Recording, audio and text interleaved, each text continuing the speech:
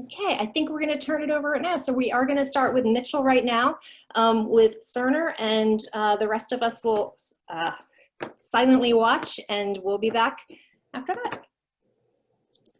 Okay, thanks, Jen, very much. Thanks to EHI for the opportunity here this afternoon. Claudia, go ahead. First slide. What I'm going to try to do is here in the short 10 minutes here, I'm going to share with you kind of how we approached it from an overall Cerner support perspective to our client base. And we looked at it from a very broad perspective from the start back in early March as we all ventured into this. We looked at it in really three different areas. One was, of course, our clients' needs and what we needed to do from a clinical and system support perspective. And then from the other pieces of operational and IT support as well. And then from the start, we've also, and I'll talk about it a little later, we've all been for a long time working on how do you recover and what does that take and what does that look like overall to optimize that. But also, of course, we had to take consideration our associates worldwide, and we were on the front end of this since we're a global company. We have a big presence in Eastern Europe and the UK, and obviously they experienced this well before we did in a very large way. And so we were a little more knowledgeable than most from that perspective. And we quickly, from our associate side, we quickly identified a COVID task force led by our chief clinical officer, both a nurse and a physician as well. And we implemented a work at home policy, which is still in effect. We will not be going back into our offices right now. We have announced until the beginning of 2021, and still to be determined.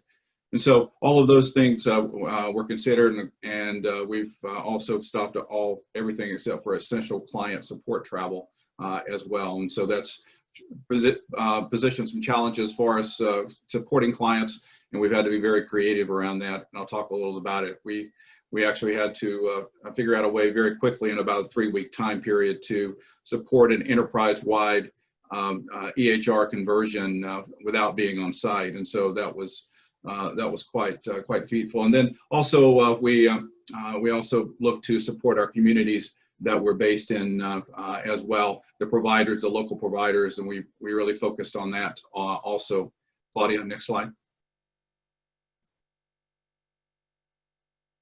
We really looked at 3 areas here: clinical, analytics and reporting, and then financial. And on the clinical side, we did a lot of work around developing COVID content, around necessary workflows to support the changing environment that we're experiencing, and then also a lot around surge planning. And of course, we also had to develop some mobile solutions very quickly in lightning fast timeframes overall to address the new delivery model as well.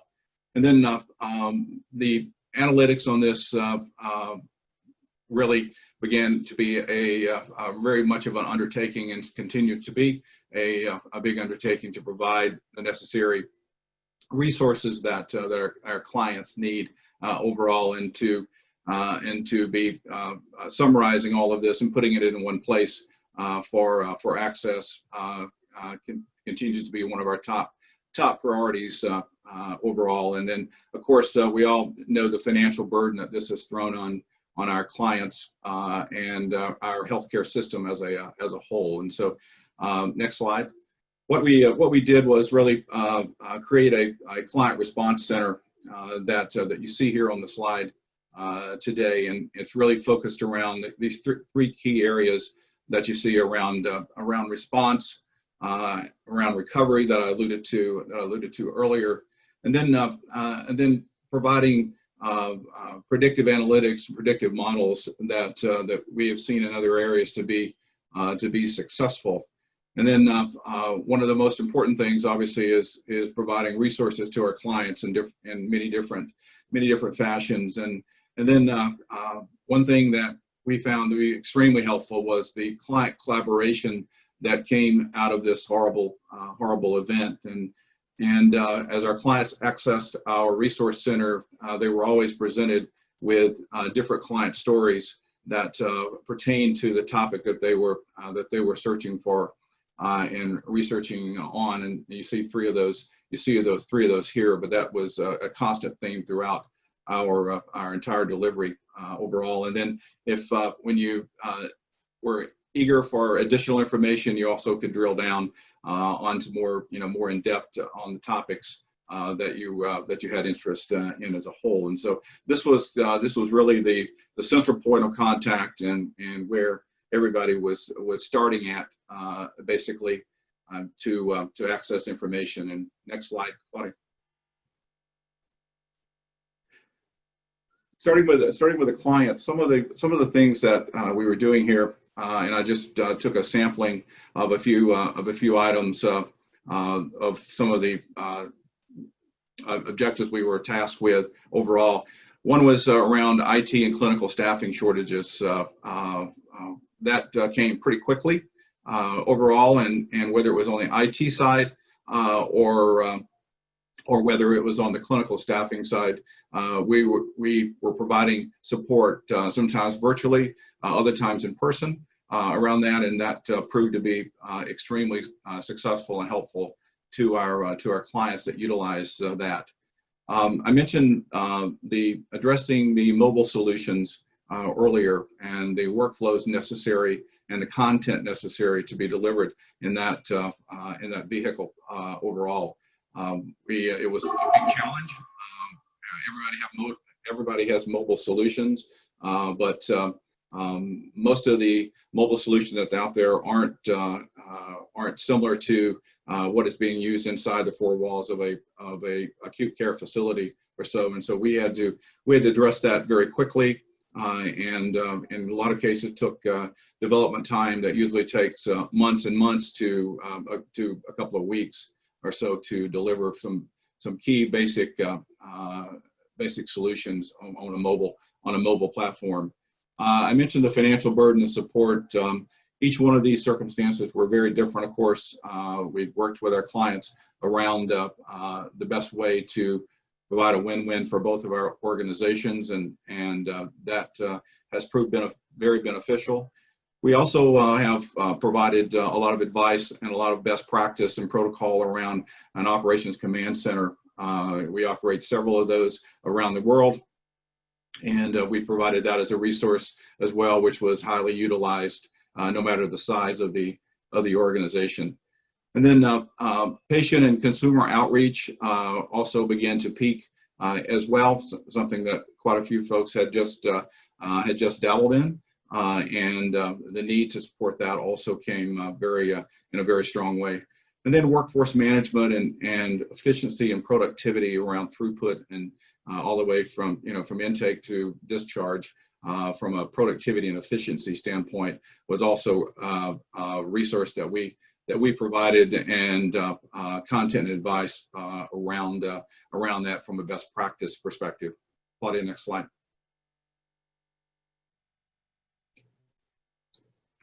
I mentioned when I first started about our broad approach to this horrible event, but all along we have taken about that we're all going to come through this. We're all going to be successful on the other side, and what's the best way to position yourself and the tools and solutions you need to go do that. And here it just kind of depicts some of the suggestive ways of how we have recommended we do this. We've approached it from a preparation perspective, and then get into, depending on where you are in the overall spectrum.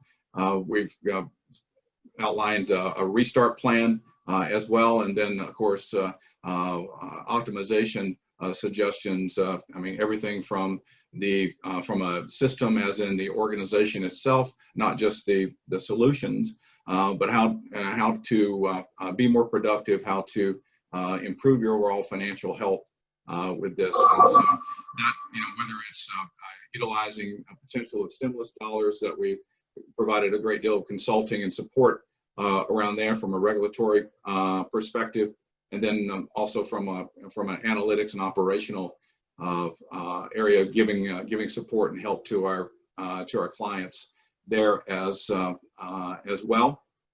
And then the care models and the different care plans and contents that we had to develop very quickly and provide to our client base to support the consumer engagement and the patient demand that existed very quickly in many different areas. And then again, just the hospital operations consulting and support that we were able to provide to our clients, both from the resource center as well as through one-on-one practices. Next slide. And at the root of a lot of this was the predictive modeling and the analytics basically behind the curtain around preparing and maximizing and being productive in this environment. And many of those things, everything from like resurgence risk indexes and risk and trends to model reopening. We created a 4-level risk index that depending on where you were in geography based and what your current experience was, what we'd recommend from a reopening perspective. And all of this was being driven basically by public available data sources that was available, things like Definitive Healthcare and Johns Hopkins and the U.S. Census and American Red Cross, just to mention a few of the things that is driving on the back end of this analytical information, even down to the county level of forecasting. The surge at the hospital level, at the ICU level, and also even at the equipment or PPE level as well. And so that became to be very helpful also. And then Claudia, next slide. And then to finish up real quick with some examples here. This is just an example of our client stories collaborative page on our My Cerner reference site that I mentioned. All of these talks about some of the examples that we were able to work with our clients and do successfully. Everything from building field hospitals that existed in hotels or convention centers or whatever it might be, to the best practice around drive-through testing and the best way from a productivity and efficiency standpoint and safety to go do that effectively. Also, of course, we saw the need for virtual visits, telehealth, the demand for that to increase greatly, and was happy to see today that the administration signed an executive order to basically approve Medicaid, Medicare for extended periods of time here around reimbursement and create a reimbursement model by CMS around that. And so very positive to come out of that. And then I mentioned the surge protections and things in my earlier comments overall, but we're still very heads down on from improving and refining the analytics that folks have a need and an appetite for overall, and also very much on the consumer engagement around the patient, around the consumer as a whole. And then of course we've worked with many of our clients around the reopening and the new offering of elective procedures and how basically to trend that and to bring that into focus and reality as an organization. And one of the best things to come out of this horrible event is really the emphasis around the need for interoperability and the sharing of data between organizations and between EHRs. And so those are just a few of the things that I wanted to highlight real quick here. Jen, thank you. Great, thank you so much, Mitchell. All right, next we're going to move to Maury Brozinsky, the CEO of Conversa Health. Great, thank you, Jen and Claudia and Ehai for having us. So let me just give you some context about Conversa. We're not as well known as Cerner. Not yet anyway. So Conversa is a virtual care and communications platform.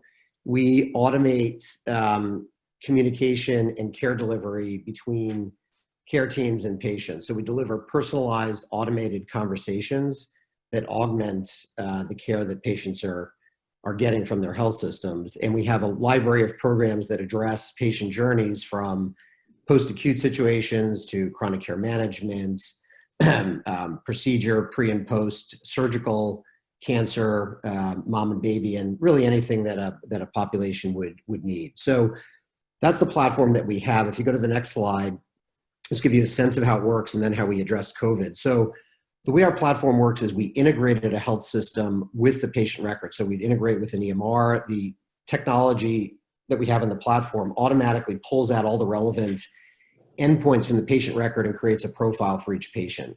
And that profile is then used to drive a conversation with the patient about the condition, the procedure, their health situation, their journey at that particular time. So it's asking questions, it's collecting validated patient-reported outcomes as responses, it's pulling in all sorts of RPM and connected devices where there's a sensor available. It's pulling in CRM data from Salesforce, for example, if you have that data as well. So the whole idea is to collect all the wisdom of the patient, all this information that is not readily available. It's driving 70 to 80% of outcomes. And if you could sit down with a patient on their journey every day and ask them how they're doing and collect vital information, you'd be able to make better decisions about their outcomes. So we've built a platform to automate that process. It's very low touch for the patient to get involved. Our recommendation is that every patient at a health system can be on one of these platforms. And what it's doing then is it's identifying whether the patient is on track with their care in their journey. And if so, it continues to provide personalized motivation for them to continue. If they're off track, it's got behavioral science embedded in the software to nudge them back on track. And if they breach a threshold where they need to get a higher level of care, then it synchronously connects them and seamlessly connects them with that care team member through a telehealth visit or a phone call or an in-person visit. And so it works very complementary with your telehealth and your RPM strategies. So that's the context for our COVID response. If you go to the next slide, our customer base is predominantly, Claudia, if you move to our next slide, please. It's predominantly health systems. And so we had this platform embedded in a lot of health systems providing this automated care I just described. And when COVID hit, almost all of these systems turned to us and said, first, we need to take vulnerable patients and ramp them up on this platform more quickly than we had planned, because we don't want them to, our mantra became keeping patients and providers connected without getting infected. So we lung transplant patients and CKD patients and heart failure patients and diabetes patients, all these patients are more vulnerable to the ravages of COVID. And so we wanted to get them on these virtual programs more quickly. So that's the first effort. If you go to the next slide,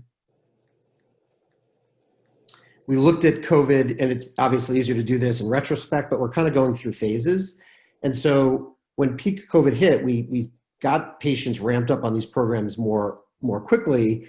But then we also got demand for specific programs. Could we develop programs that could help directly with COVID when hospitals were starting to hit peaks and they didn't have enough virtual capacity? Second, we moved into the phase of opening back up. We just heard about there have been resurgences, but it was characterized by pent-up demand. Patients that couldn't get their elective procedures were now coming back. There were also patients that wouldn't go back to the health system. We got statistics that said 40% of people, or there was a 40% drop in cancer diagnoses because patients were not going to their doctors. And then, of course, there was a resurgence of COVID. So there was a whole set of additional demands required for opening back up.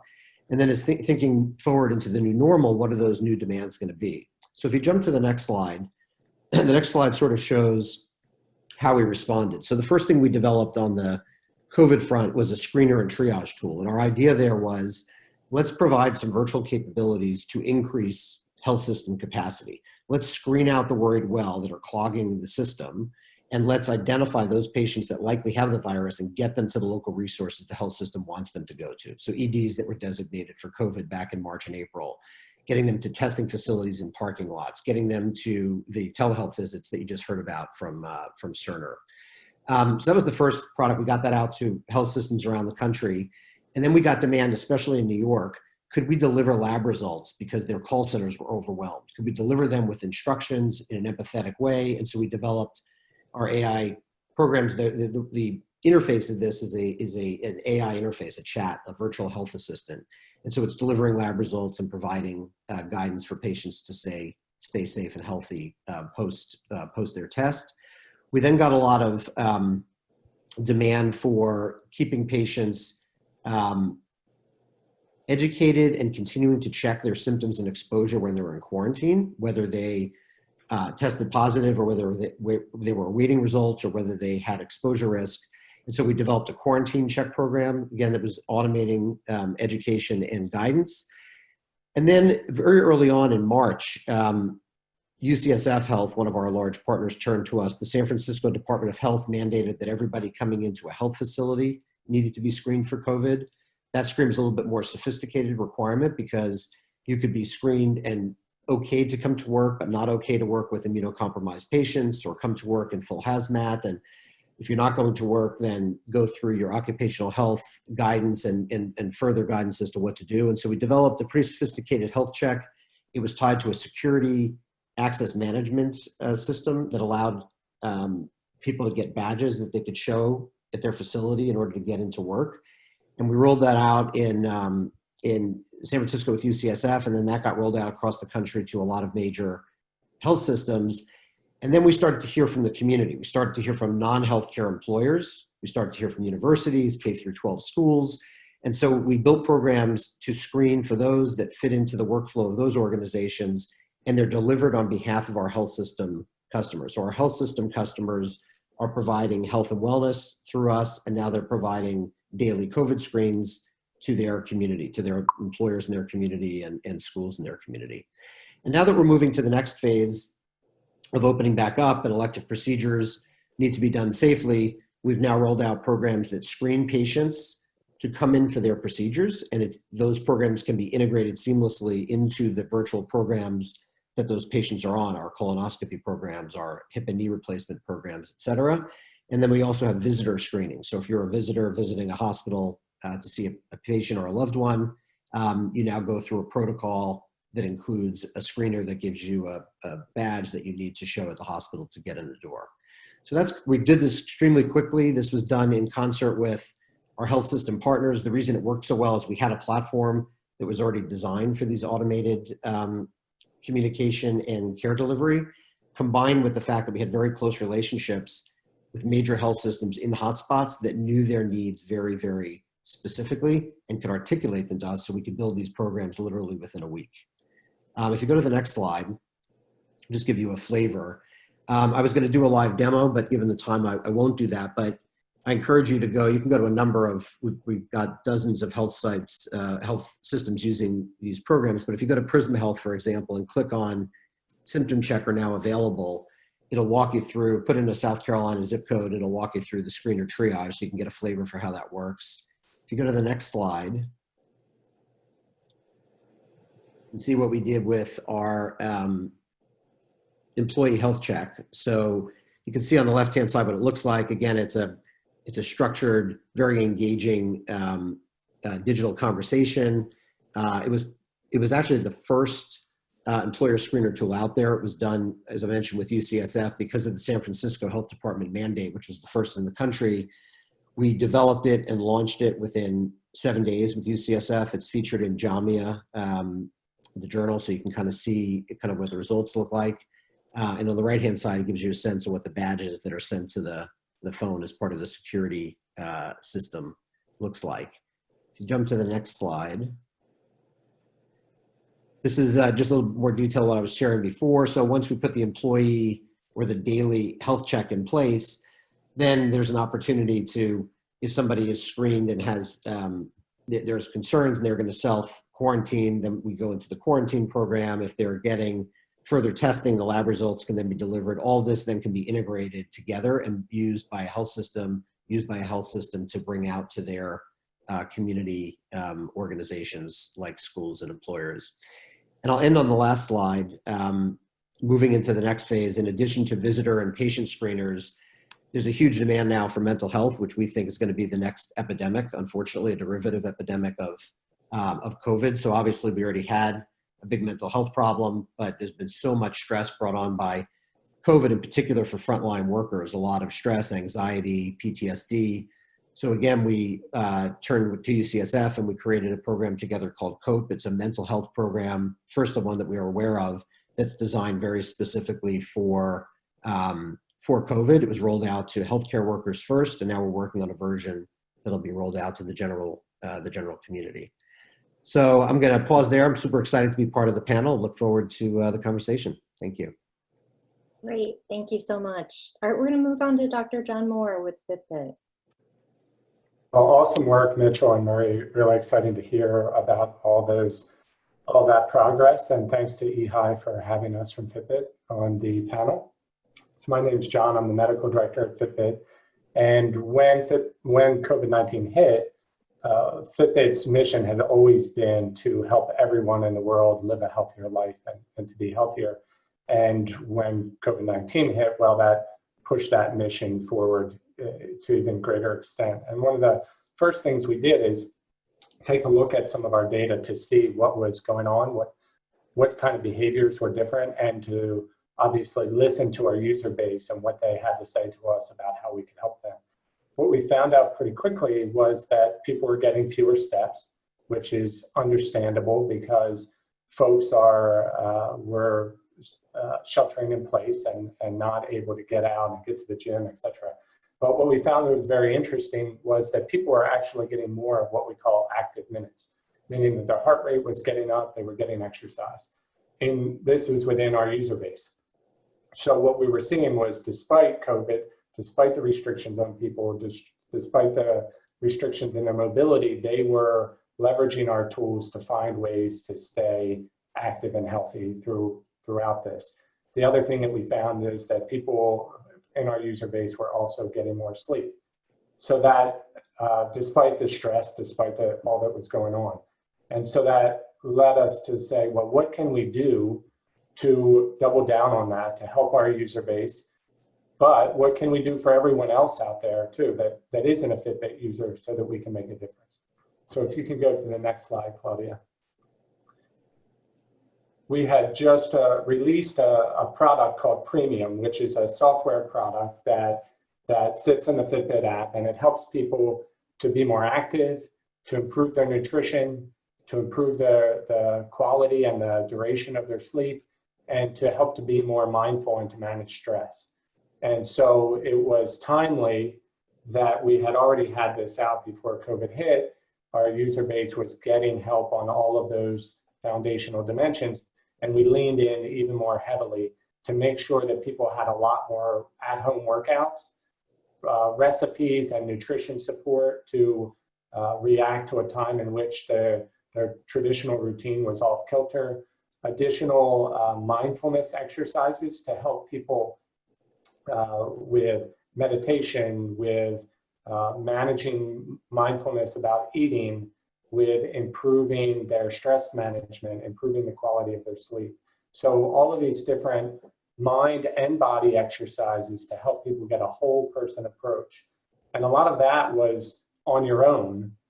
In addition, what we wanted to do is help people not be socially isolated, be socially distant from others in order to be safe, but not to feel isolated from others. And so we started releasing ways for people to do online workouts live with other people, and also to do more challenges with others so that they could be connected with others on this journey and support each other in adapting their activity, their nutrition, their sleep, and their mindfulness during this challenging time. And we made a lot of content free to all users, and we made a trial of our Fitbit Premium free to everyone for 3 months. So we figured the best thing that whether you're a Fitbit user or you're not a Fitbit user, a lot of this content you could use without a Fitbit. And so we wanted to get it out there to everyone possible in order to help make a difference. So that's where we started. Let's help people adjust those behaviors in this time of need. We also created a COVID-19 tab in the app that had resources for people with trusted information from the WHO. It had telehealth support if people needed to get connected to a telehealth provider to deal with any symptoms of COVID. It had links to research studies where they might be able to contribute to better understanding of COVID.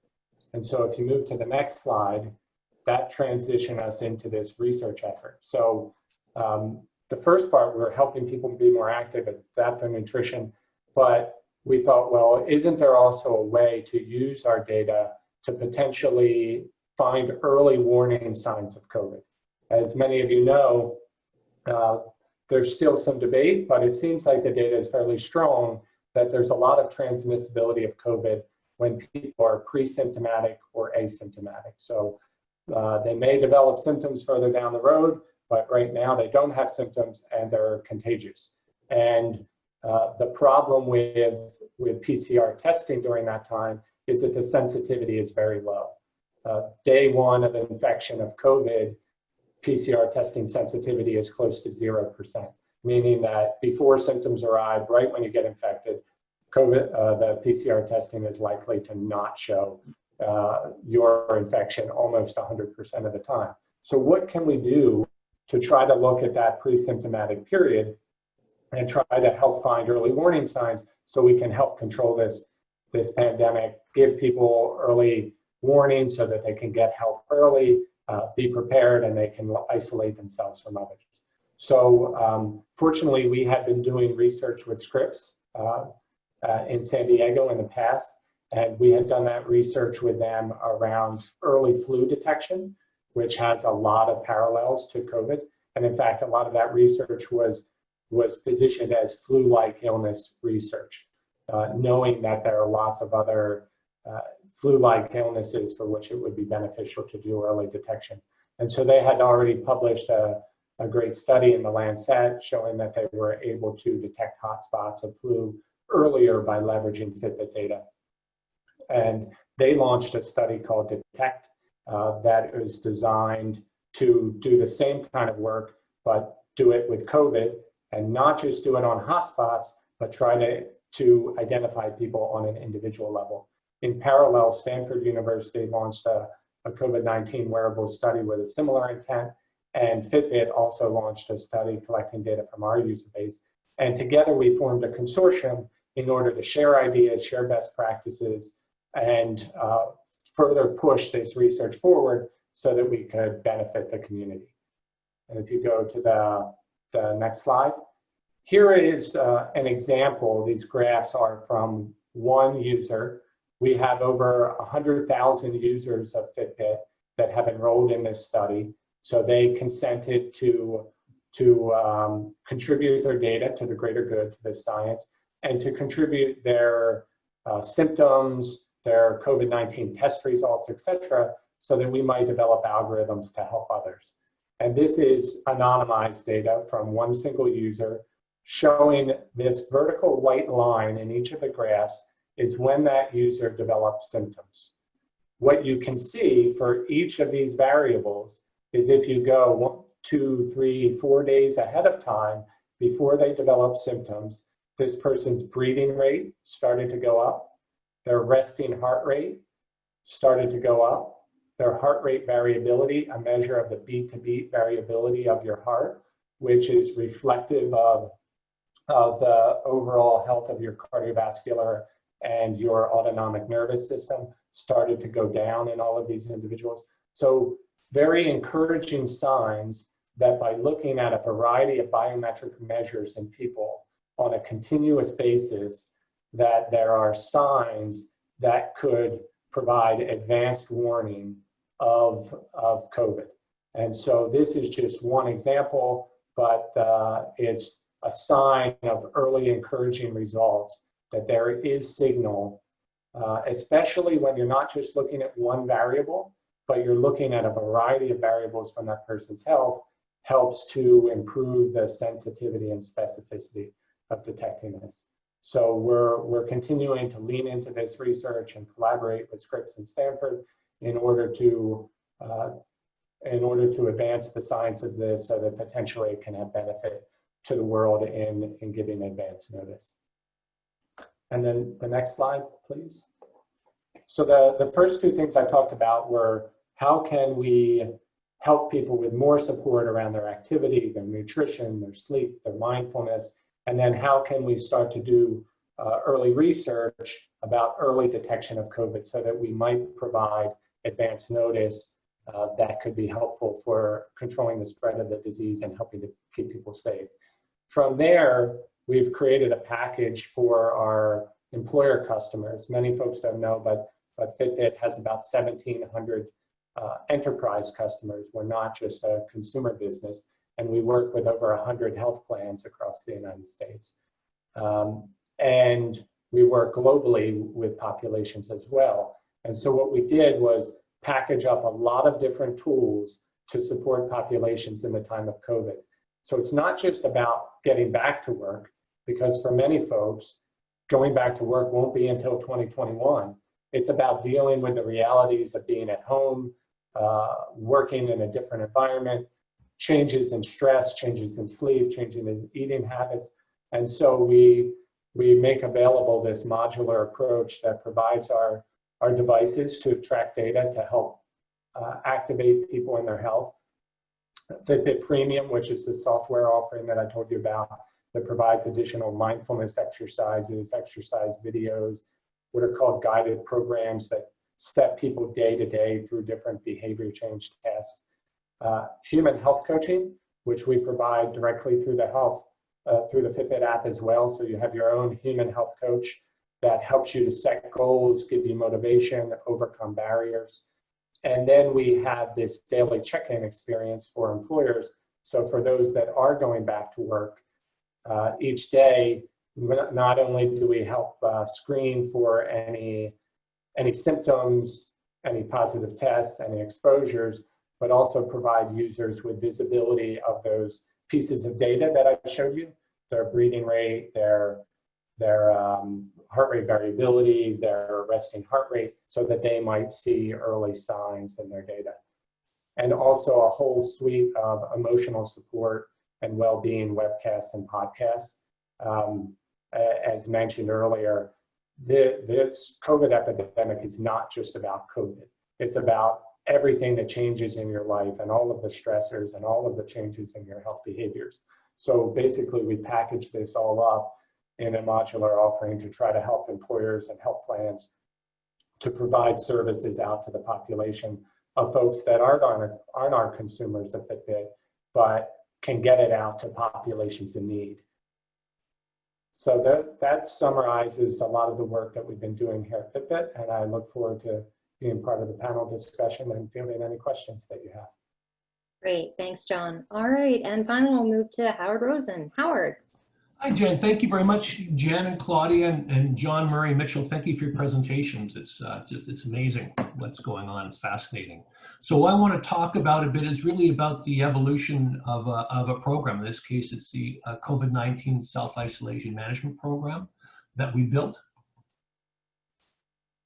And what it starts with is actually, next slide, please, Jen, Claudia. So really where this started is, and everyone's sort of familiar with this type of slide about the dramatic increase in COVID. And really that's where it sort of started working, and this is working with a particular public health office in one of the southern states. And we were actually working with them on a hepatitis C program, dealing with our offering, which is a cloud-based communication platform. And we started Hep C, and they said, look, we could see the writing on the wall, and can we switch to a COVID-19 type of solution? And so working with them, we switched from the Hep C to a COVID-19 solution, working with them, really looking as a means to start to tie to those who have tested positive and dealing with isolation management. And literally in terms of rapid succession, working with this public health office, we went from contract to utilization of prototype and getting results within 10 weeks. So it was really exciting to move that quickly. And there are many elements involved in doing that. Claudia, next slide, please. And so really the genesis, we'll call the genesis of product development. So the first thing we had to working with them is the constraints of traditional public health. So again, it's a rapidly evolving pandemic. There are no vaccines, no definitive treatments. There's a changing demographics of society who are dealing with all this, and the complex supply chains were affected. Tremendous logistics and cost challenges dealing with call centers, logistics and cost challenges of dealing with community engagements. There are a lot of pieces and constraints they're dealing with. How do you inform the at-risk or affected populations in terms of you needed to adapt approach to changing evidence as was there, giving consistent actual information, alleviating stress, encouraging compliance, informing, dealing with all these issues and keeping the positivity down. And also for public health is generating data for them, which is tracking the incidence and prevalence of symptoms and understanding the mortality, morbidity, and natural history, and safe triage, because the idea is to really have the patients and users themselves manage themselves. So there are a lot of elements to that. Next slide. And so, next slide, please, Claudia. So really what it came out to is what we call COVID SIP, which is really, and it truly is an evolving approach to containing COVID. We were looking at a number of elements. Key to that, the criteria of working with public health was two elements that we provide from our communication platform. The first being engaging, that dreaded E word that everybody has heard. And fundamentally is to really take away the barriers of communication. Actually, we can talk about later, but Canada just released a COVID-19 tracing app, and it's been very problematic, particularly because of those barriers to communication. So first element to that we integrated was the fact that the patient user could choose whatever device they want to communicate with. So it could be a cell phone, a tablet, a computer, even a flip phone if they want. And they choose how to communicate. So it could be text, email, interactive voice, chat, instant messaging, one of the major apps that are out there. All this without the need for any app or download or special equipment. It's truly cloud-based, so that you can really start working immediately. And to be able, and the second part of all that is to seamlessly change from one mode to another, because patients change and they move from what they're using. It could be on the computer, on their cell phone, or it could be at home. So they can seamlessly change and move from one form of communication to another, still with the data and the communication being the same and continuing, or again, using secure encrypted communication over Wi-Fi, which is using one of our products, which is called Whisper Text as an example, and incorporate all these pieces. Next slide, please. So really what it is, it's really using algorithmic-based decision support for self-isolation management and to generate, epidemiological data. For clarity, really what this is not in terms of where daily screening and contact tracing defines who is at risk or has an issue. What our product is what's next. What do you do in terms of the next stages of it all? So it's not a medical device. We're not providing diagnoses, but using this current CDC and state guidelines, providing approved recommendations on the status or the next steps. So next slide, please. So really looking at the current CDC regs, which is right now it's 10 days following positive test and are getting symptoms and then being symptom-free for 24 hours where the individuals consider resolved. These guidelines have been changing since as you all know, since we've been starting this in March. And so key to what we had to do with this is to make sure it's extremely agile and moving and changes instantly to the guideline changes as it did last Friday. And therefore the associated algorithms in order can be changed, again, working off of the cloud to whatever device the individual is using, we're able to accomplish this, which is part of the criteria we needed. Next slide, please. And another key element is it's not just taking a snapshot because, again, working with the state public health offices, it's not just today, but it's what's happened over the past several days. So really the algorithms we created with them is looking at multiple symptoms over multiple days, looking at the results and sort of dealing with what is resolution or to continue self-isolation or really to follow up with a clinician. And next slide, please. So what we did was we obviously took a very much public-private approach to this and working in partnership with the public health departments. So it's really the adoption of the CDC and the local epidemiological advice that needed to be created, putting algorithms that tie to it all and products, self-isolation support to up to 10 days, which again, the current regulations.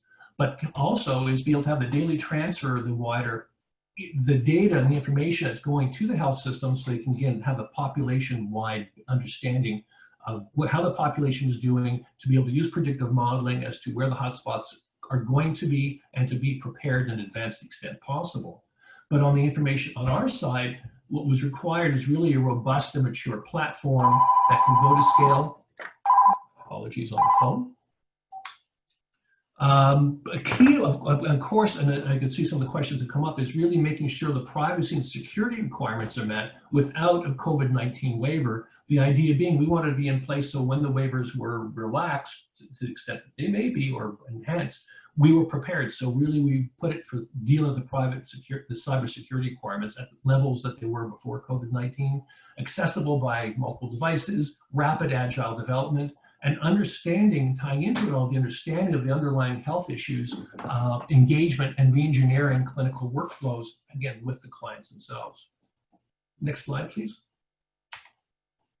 And so the product, just as an overview, the prototyping, the prototype between March and May, and with the consenting group of people who had already been tested, it was accessible by the population using text messaging. That was a criteria with a 60% rate uptake.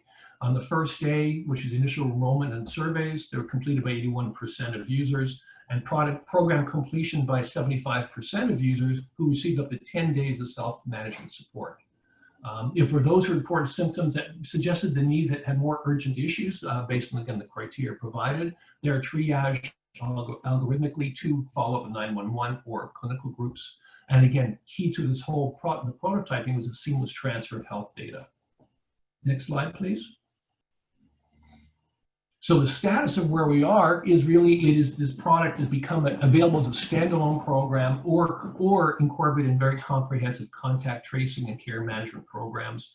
We're actually looking forward in the next few months with our clients, and the big concern had come up, and absolutely, Murray, mental health is an issue, but also looking at the coming flu season, and the convergence of the issues of dealing with the flu versus COVID has a lot of similarities. So we're working with clients dealing with symptomology of it all. There's growing international interest. We're having discussions with some foreign governments about it. Key in terms of that engagement side is the availability of different languages. The prototype was in English. Now we can work in over 30 languages in real time. Security, again, part of it also. We're making sure it's interoperable with seamless data flows and very rigorous privacy and security elements. And again, tied into agile development, because each client, each jurisdiction have nuances to it all, and they want to get going tomorrow. So we built into it the agile ability to do so. I know the time is tight, so I sort of covered over a lot of material very quickly. So thank you all very much. I look forward to your questions. Thank you so much, and thanks to all of our speakers today. So we've heard a lot of information, and one of the things I'm curious, and I'd love to ask all of you, a number of you talked about different predictive models you were using and data that you're collecting. Oh, I think we're missing one person here. Murray, are you still here with us? Oh, here's Murray. Okay. Martin. Okay. So what I'd love to hear about is how you are sharing information with public health. Are you working with the public health organizations? How is that information being shared with them? Are you working with any? Okay, Howard, do you want to jump right in? Great. Very quickly, it's in terms of the public health offices of public health, we're working directly through APIs. Everything's all permission based, so the patients themselves, users know that the information is being shared and to the extent it's being shared, but it's literally through direct APIs that we have with the Office of Public Health for the data themselves, for them to do their own analyses that they're doing. And how are those public health agencies using your data? To date, how they've been using it has really been more to get a sense of resolution, the status of symptomology of the population as a whole. Just to get, again, as I said, to get a better sense of really how's that population doing on data they can't collect on a regular basis themselves through the clinics.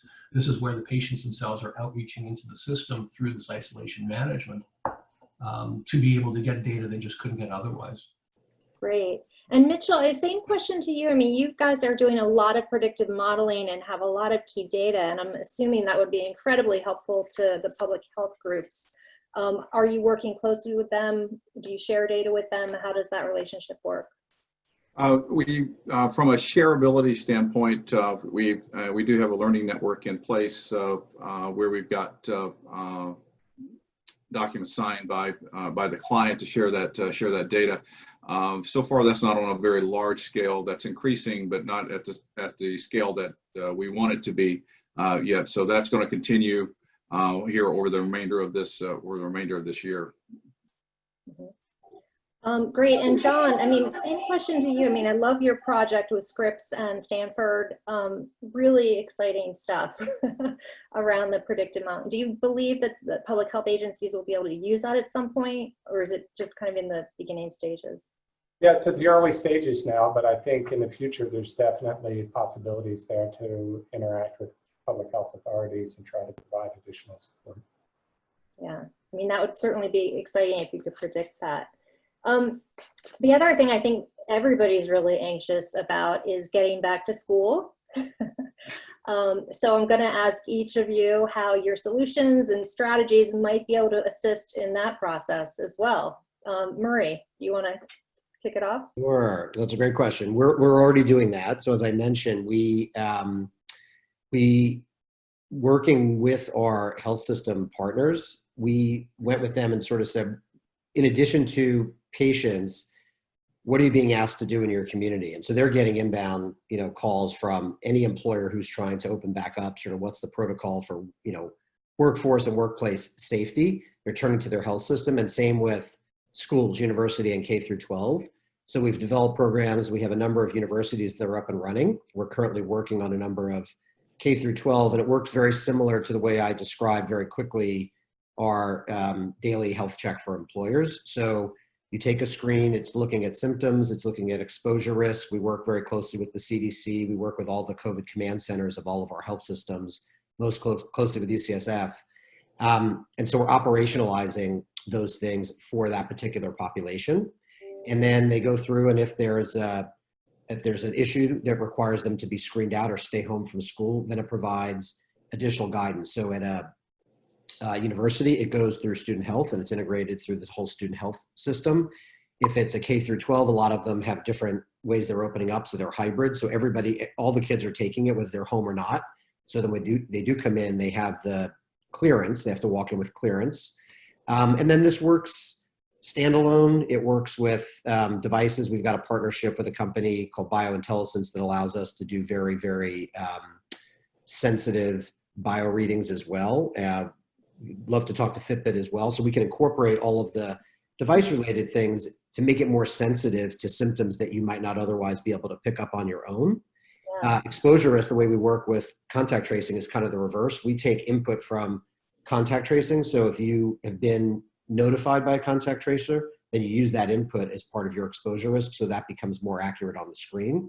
And then our screen works in an ecosystem. So it's 80–90% accurate. It'll screen people out, and then you can use other approaches when people are getting on site. But you're screening the vast majority of folks who shouldn't be at school or shouldn't be at work, potentially infecting others.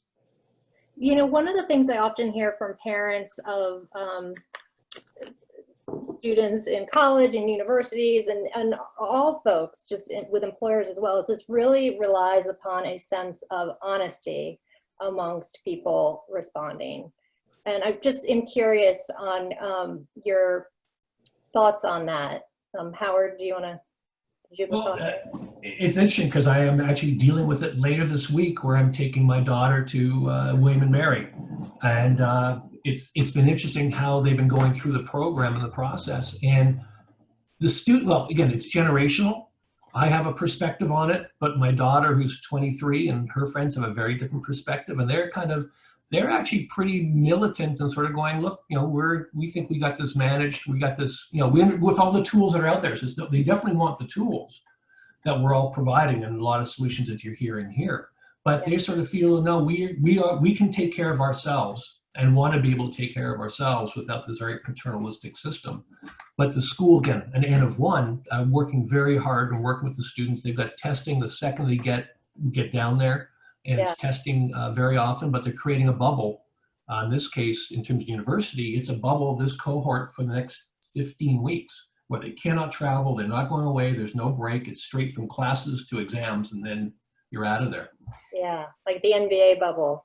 Pretty well the same thing. I think that different kind of players, but yeah, same idea.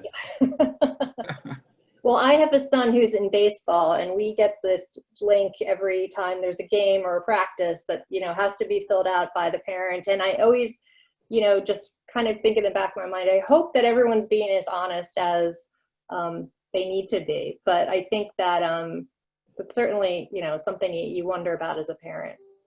Well, I'll tell you one thing people are doing just as mechanisms. So first of all, like any change management, you have to explain it's not for you, it's for other, there's the peer pressure, there's the way you position the program for students and for anybody, for employees. But then in this particular case, they take it, you get a badge that says you took it, you have to do some self-attestation. So it's trust, but you're going through a process where there's accountability for the trust. And then of course, there's a linkage, we're linking whether people are screened to go to work, and then later on they test positive, that connection gets made. So it's trust, but verify is the way we're implementing these programs. Well, that's one of the reasons I really like the Fitbit solution, because it's on your wrist, direct data. But I think that's a real challenge. But in the end, you really want to make sure that you're taking an approach to this where you're empowering people.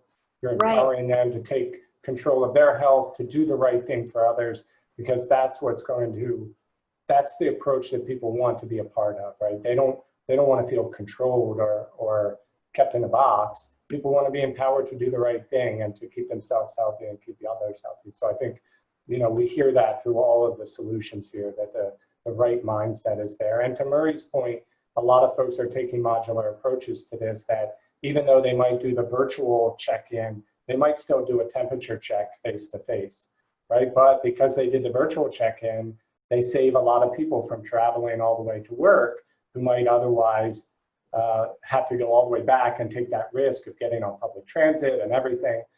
So there are backup checks many times in these cases to make sure that you're balancing it all. I think that's an important, we talk about it as a layer cake. We're part of an ecosystem of solutions. I think that's really well said, John. Mitchell, any thoughts? No, I was just going to say that we don't think there's one solution here. We think that whatever the right solution is going to have to be flexible and be creative. Our task force has done some very extensive work around this, and I know we're sharing some of the best practice with organizations that are in our business communities that we have our 5 campuses in. And we're also, from a predictive modeling, from a staffing perspective, we're providing guidance and tools around that. So you've got less people at work because we know they're going to have to address childcare needs and things of that nature in school, whether it's virtual or whether it's in-house. And then also we're on Learning Lab. We on all 5 of our campuses we have daycare centers and preschools that we provide for our associates as well. So we experience this same issue. One of the things we've gotten a number of questions about are specifically, what health plans are you working with? What rural groups are you working with, rural health?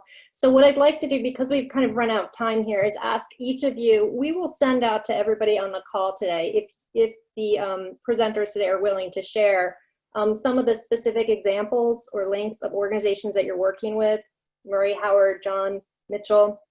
I'm hoping you'll be willing to share, because we've gotten a number of questions about, can you share what organizations you're working with? Because I think having a reference point there is really helpful to folks. So Claudia, so the follow-up to the webinar today, we will send out a all the links that you have shared with us today, and also a list of organizations that you're working with for folks.